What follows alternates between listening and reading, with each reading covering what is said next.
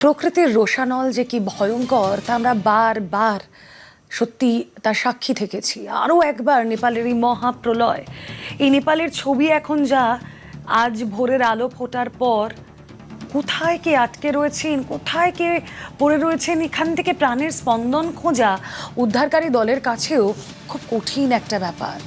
আর এই নেপালি যারা ঘুরতে গিয়েছিলেন, যারা কৈলাস যাত্রা করতে গিয়েছিলেন, আমাদের এ রাজ্যের বহু সংখ্যক মানুষ এই নেপালে ছুটে গিয়েছিলেন।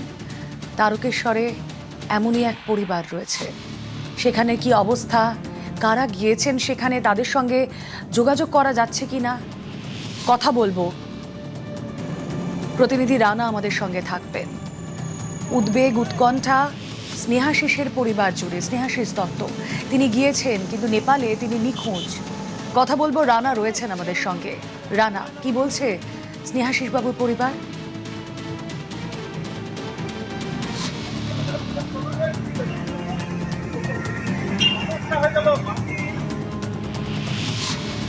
না রানার কথা শোনা যাচ্ছে না।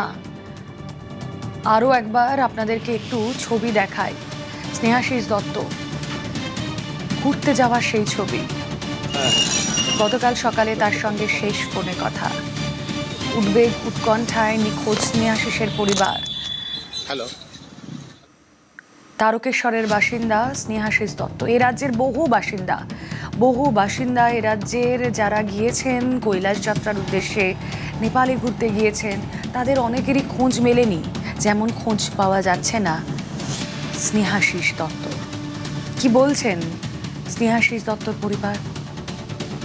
7:30টার সময় যখন লাস্ট কথা হলো, তারপরে 8:30টার সময় যে ট্যুর গাইডদের সঙ্গে ওনারা গেছেন, ওনাদের সাথে কথা হয়েছিল। ওনাদের কাছে লাস্ট খবর 8:30টায় ছিল যে ওনারা ইন্ডাস্ট্রির পথে যাত্রা করেছেন। তো যে জায়গায় ওনারা ছিলেন, ওনাদের লাস্ট কথা মতো আর ডিজাস্টার যেখানে হয়েছে, দুটো মিলে যাচ্ছে। সেই জন্য আমাদের আশঙ্কাটা অনেক বেশি। তারা যদি সেই ডিজাস্টারে পড়ে যান, তাহলে এখন তারা কিভাবে, কি অবস্থায় আছে। পরিবারের বক্তব্য শুনলাম, আরো একবার চলে যাব। রানা রয়েছেন আমাদের সঙ্গে। রানা,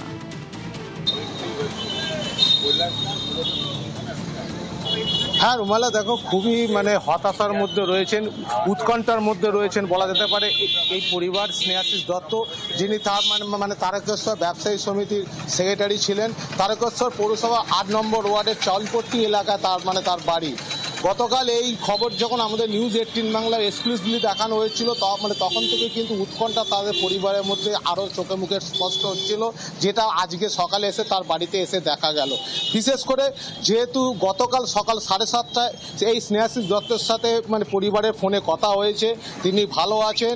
তিনি দুপুরবেলা যে ইমিগ্রেশন দপ্তর, ইন্দো চায়না বর্ডারে যে ইমিগ্রেশন দপ্তরের কাছে একটি হোটেলে রয়েছেন, সেখান থেকে তিনি ভিসা নিয়ে চলে যাবেন তিব্বতের কৈলাসে।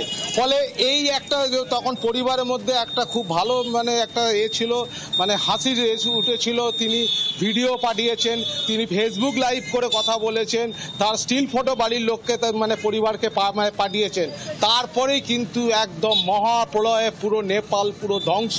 ফলে উনি যেখানে ছিলেন, এই স্নেহাশিস দত্ত, তিনি একটি গ্রুপ ট্যুর অপারেটরের সঙ্গে গিয়েছিলেন। সেই গ্রুপে প্রায় 30 জন মতন রয়েছে, তাদেরও সঙ্গে কোনো যোগাযোগ করা যাচ্ছে না। যেহেতু যে বিপর্যয় হয়েছে, যে ধ্বংসলীলা যেটা দেখা যাচ্ছে, মোবাইল টাওয়ার পুরো ধূলিসাৎ হয়ে গেছে, কারোর সাথে কারোর ফোনে যোগাযোগ নেই। শুধু উৎকণ্ঠা রয়েছেন পরিবার এই একটি কারণে, যেহেতু তিনি ওইখানেই যে হোটেলেই ছিলেন।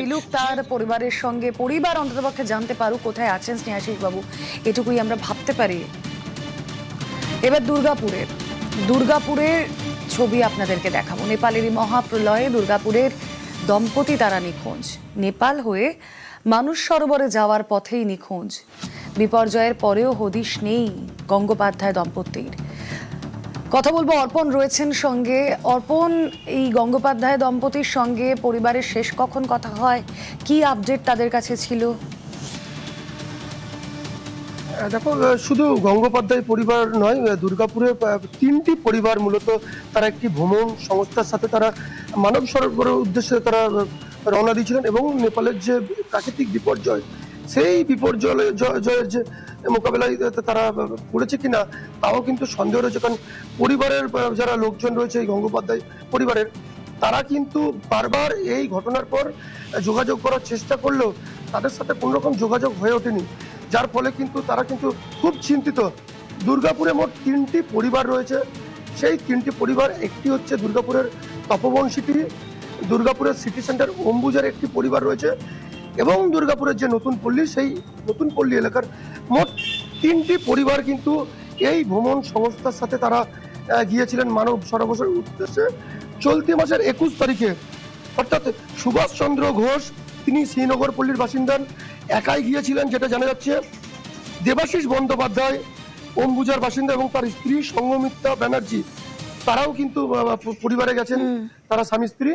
এবং যারা রয়েছেন মৌসুমী গঙ্গোপাধ্যায় এবং অরিন্দম গঙ্গোপাধ্যায়, দুর্গাপুরের তপবন সিটির বাসিন্দা। এই 3টি পরিবার তারা গেছিলেন। এই তুমিও খোঁজ নাও, পরিবারের সঙ্গে কথা বলো, লেটেস্ট আপডেট দর্শকদের জানাতে থাকো।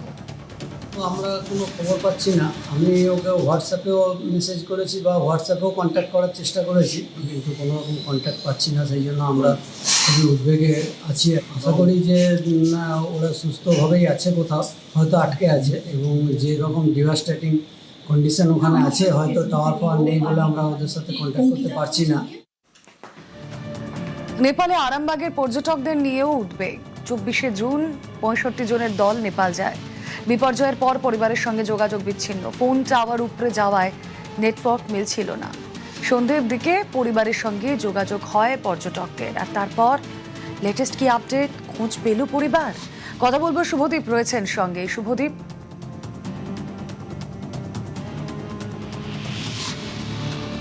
দেখো, গত 24শে আগস্ট কিন্তু আরামবাগের যে ওলাই বিবিতলা, সেখান থেকে একটি টুরিস্ট বাসে করে 65 জনের একটি দল নেপালের উদ্দেশ্যে রওনা দেয়, এবং গতকাল বিপর্যয়ের পর কিন্তু প্রায় 6-7 ঘন্টা পরিবারের লোকজন কিন্তু যোগাযোগ করতে পারেনি। তারা কোথায় আছেন সে নিয়ে প্রচন্ড দুশ্চিন্তায় ছিলেন।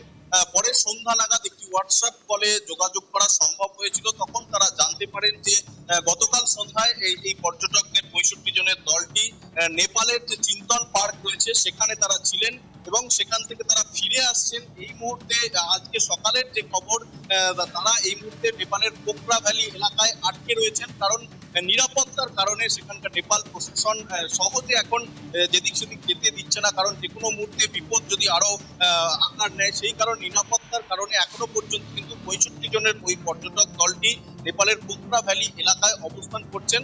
তবে পরিবারের লোকজনের উদ্বেগ কিন্তু এখনো কাটেনি, কারণ যতক্ষণ না তারা দেশে ফিরছেন, যতক্ষণ না তাদের বাড়ি ফেরাতে পারছেন তারা, ততক্ষণ কিন্তু এই উদ্বেগ রয়ে যাচ্ছে। কারণ নেটওয়ার্ক ইস্যুর কারণে সব সময় পরিবারের সঙ্গে যোগাযোগ করা কিন্তু এই মুহূর্তে সম্ভব হচ্ছে না।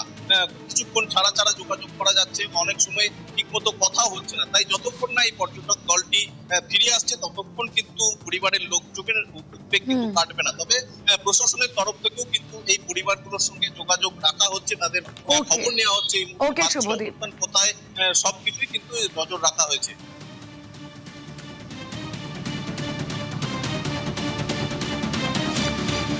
এবার দেখাচ্ছি শিউরির ছবি। ভাড়া কাটিয়ে ঘরে ফেরা, এখানেই একটু স্বস্তি। নেপাল থেকে ফিরছেন শিউরির 12 জন। কথা বলবো, সুপ্রতিম রয়েছেন সঙ্গে। সুপ্রতিম, এত উদ্বেগ, এত উৎকণ্ঠার খবর করছি আমরা, কিন্তু তার মধ্যেও একটু হাসি, একটু স্বস্তি। একদম, দেখো, নেপালের যে ঘটনা, সেই ঘটনার পরেই কিন্তু সিউড়ির বেনেপুকুরপাড়া দত্তপুকুর থেকে যে 12 জন বেড়াতে গিয়েছিল নেপালের পশুপতিনাথ সহ বিভিন্ন জায়গা ঘুরতে, তাদের পরিবারের মনে কিন্তু একটা আতঙ্ক তৈরি হয়েছিল, এবং গতকাল সন্ধ্যের পর থেকে তাদের সঙ্গে যোগাযোগ তৈরি হয়, এবং তারা জানতে পেরেছেন যে তারা কিন্তু নেপাল ঘুরে কোনো সমস্যা ছাড়াই আজকে সকালে বিহারের রক্সল স্টেশনে পৌঁছেছেন, এবং সেখান থেকে কিন্তু তারা বীরভূমের সিউড়ির উদ্দেশ্যে ফিরে আসছে। এবং যারা সেখানে পৌঁছেছিল, যারা নেপাল ঘুরতে গেছিল, আমরা তাদের সঙ্গেও কথা বলেছি, তারাও কিন্তু প্রথমে যথেষ্টই ঘাবড়ে গিয়েছিল, ভয় পেয়ে গেছিল। তারপরে তারা প্রথমেই যেটা করে, বাড়ির সঙ্গে যোগাযোগ করে, এবং তারা জানিয়েছে যে তারা কিন্তু কোনো সমস্যা ছাড়াই ফিরে আসছে। তবে তারা জানিয়েছেন এটা কিন্তু একটা চূড়ান্ত অভিজ্ঞতা। তার কারণ হচ্ছে, একদিকে যখন ভয়াবহ পরিস্থিতি, তারা কিন্তু তারই মাঝে কোনো রকম করে বিহারের রক্সল স্টেশনে পৌঁছেছেন বাড়ির উদ্দেশ্যে আসার জন্য। ওকে, যে ভদ্রলোক আছে, আমরা সবাই মুক্তি কেমন হয়েছে?